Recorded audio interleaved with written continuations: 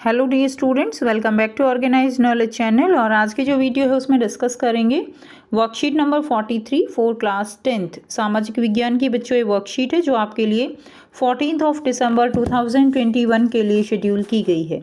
आज की जो वर्कशीट है स्टूडेंट्स उसमें हम विनिर्माण उद्योग चैप्टर को कंटिन्यू करते हुए आगे पढ़ेंगे।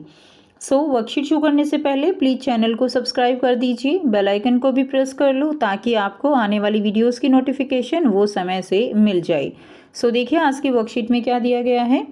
प्यारे विद्यार्थियों, हमने पिछले कार्यपत्रक में उद्योग एवं कृषि के अंतर संबंधों पर चर्चा की थी कि उद्योग और कृषि में आपस में क्या संबंध है। हमने पढ़ा था कि दोनों ही जो है कृषि और उद्योग एक दूसरे के क्या हैं, एक दूसरे के संपूरक हैं।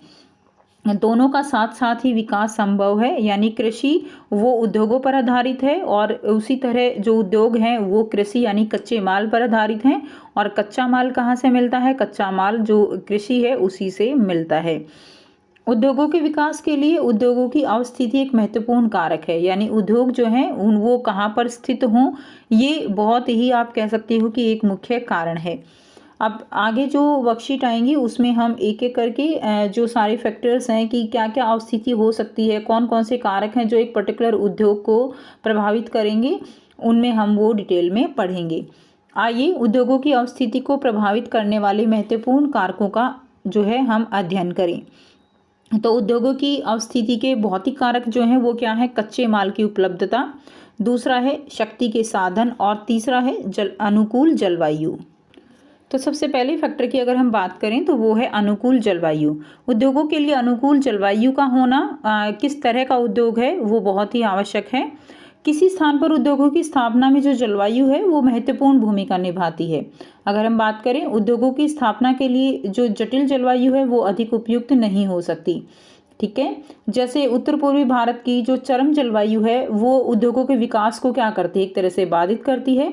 इसके अलावा अगर हम बात करें जो पश्चिमी तटीय क्षेत्र की जो शांत जलवायु है वो उद्योगों के विकास के लिए क्या है? बहुत ही ज़्यादा अनुकूल है। ठीक है, तो जो अगर बहुत ज़्यादा गर्मी है, बहुत ज़्यादा ठंड है तो ऐसे में औद्योगिक विकास जो है वो नहीं हो सकता है। तो ये सारी बातें जो जलवायु के कारक हैं वो उद्योगों की अवस्थिति को प्रभावित करते हैं। नेक्स्ट हम बात करें तो वो है शक्ति के साधन, यानी जिस तरह से अगर कोई हम उद्योग लगाते हैं तो उसके लिए बिजली की आपूर्ति होना वो अपने आप में ही बहुत ज़रूरी है। तो उद्योगों की अवस्थिति के लिए शक्ति के साधन होना वो अत्यंत आवश्यक है, जिसमें हम बात करते हैं विद्युत की। कोयला, खनिज तेल, जल विद्युत है। विद्युत के आप कह सकते हो कि ये शक्ति के साधन हैं। और जैसे लौह और इस्पात उद्योग है, ठीक है, इनके लिए बहुत बड़ी मात्रा में आप कह सकते हो कि विद्युत का स्रोत चाहिए। ये कोयले के ऊपर निर्भर करते हैं। तो शक्ति का स्रोत जो है वो आसपास होना चाहिए। वो डिपेंड करेगा कि हमारा उद्योग जो है वो कौन सा है। तो अगर ऐसा कोई उद्योग है जिसमें शक्ति या विद्युत बहुत ज़्यादा चाहिए और वो विद्युत के स्रोत से बहुत ज़्यादा दूर है तो वो भी चीज़ें क्या है कि उद्योगों को प्रभावित करती हैं। नेक्स्ट हम बात करें कच्चे माल की उपलब्धता। तो जो कच्चा माल है किसी भी उद्योग के विकास के लिए कच्चे माल की उपलब्धता वो प्राथमिक आवश्यकता होती है। कभी कभी तो औद्योगिक उद्यमों की जो अवस्थिति होती है वो कच्चे माल की अवस्थिति से ही निर्धारित होती है।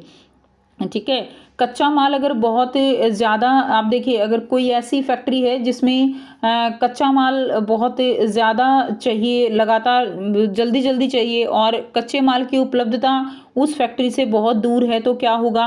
परिवहन का खर्चा बहुत ज़्यादा होगा। तो ये चीज़ें देखकर ही उद्योगों का जो आप कह सकते हो एस्टेब्लिशमेंट है वो किया जाता है। उसके बाद नेक्स्ट देखिए, उद्योगिक की अवस्थिति को प्रभावित करने वाले मानवीय कारक जो है वो कौन कौन से रहेंगे। ठीक है, मानवीय कारक में श्रम है, श्रम के ऊपर निर्भर करता है। बड़ी संख्या में जो श्रमिक हैं, कामगार हैं, उनकी आवश्यकता होती है। कुशल और जो आप कह सकते हो कि जिनको टेक्नोलॉजी का ज्ञान है ऐसे लोगों की आवश्यकता होती है। क्लियर, आधुनिक मशीनों के निर्माण की आवश्यकता, मशीनों की आवश्यकता होती है, अच्छे इंजीनियरों की आवश्यकता होती है। तो ये सब जो है श्रम निर्भर करता है। नेक्स्ट है पूंजी। पूंजी भी बहुत ही आप कह सकते हो कि बिना पूंजी के उद्योगों की कल्पना नहीं की जा सकती। पहले थोड़ा बहुत पैसा उसमें लगाना पड़ता है, कैपिटल होनी चाहिए। तभी जो उद्योग हैं वो आप कह सकते हो कि उनका विकास होना शुरू होता है। नेक्स्ट देखिए बाज़ार। अब बाज़ार भी आसपास उपलब्ध होना बहुत ज़रूरी है। अगर उद्योग वो बहुत दूर होंगे, आसपास बाज़ार नहीं है, तो जो भी उत्पाद बनता है उसको बेचने के लिए क्या होगा, लागत ज़्यादा होगी और प्रॉफिट जो है वो कम हो जाता है। नेक्स्ट है परिवहन और परिवहन और संचार। तो कच्चे माल को पहुंचाने के लिए भूमि या जल से जो परिवहन है वो आवश्यक होता है। तो जो भी कच्चा माल है, ठीक है, तो उसको क्या होता है कि ले जाने लाने के लिए या जो उत्पाद बनता है उनको एक जगह से दूसरी जगह भेजने के लिए परिवहन का आप कह सकते हो कि सुनिश्चित ज़रूरी है परिवहन का होना। जैसे अगर हम बात करें, भारत में रेलवे के विकास ने जो बंदरगाह शहर हैं उनको आंतरिक प्रदेशों से जोड़कर क्या किया है, कोलकाता, मुंबई, चेन्नई, इन सब के इर्द गिर्द उद्योगों की स्थापना जो है वो सुनिश्चित की है। क्लियर, ताकि ज़्यादा से ज़्यादा प्रोडक्शन वो पहुंच सके, कच्चा माल अवेलेबल हो सके। उसके बाद नेक्स्ट देखिए आधारिक संरचना है, उद्यमी है, ठीक है, और सरकारी नीतियां, ये भी मानवीय आप कह सकते हो कारक हैं जो उद्योगों को प्रभावित करती हैं, कि सरकार की नीतियां जो समय समय पर बदलती रहती हैं उसका भी एक अहम इसमें योगदान रहेगा। नेक्स्ट देखिए, अब आपको यहाँ पर 2 प्रश्न दिए गए हैं जो कि बहुत ही आसान प्रश्न हैं जिनके आंसर हम करेंगे।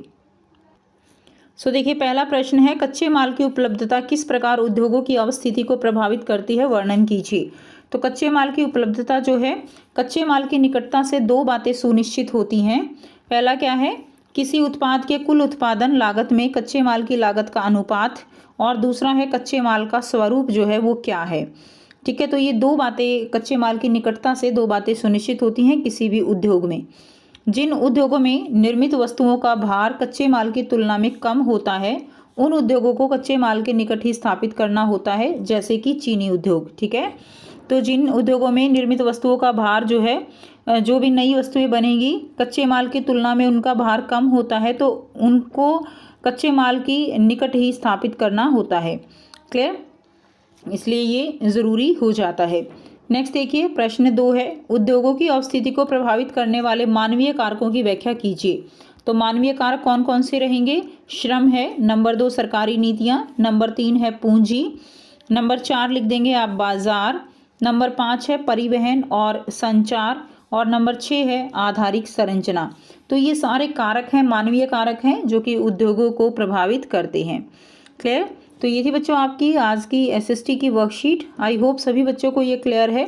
कोई भी डाउट है तो आप पूछ सकते हो। अगर आप बच्चों को वीडियो अच्छी लगी और समझ आई तो वीडियो को प्लीज़ लाइक कर दीजिए, शेयर कर दीजिए और चैनल को भी सब्सक्राइब कर दीजिए अगर आप चैनल पर न्यू हो। So thanks for watching. मिलते हैं नेक्स्ट वीडियो में इसी तरह की एक नई वर्कशीट के साथ। Take care students, bye bye.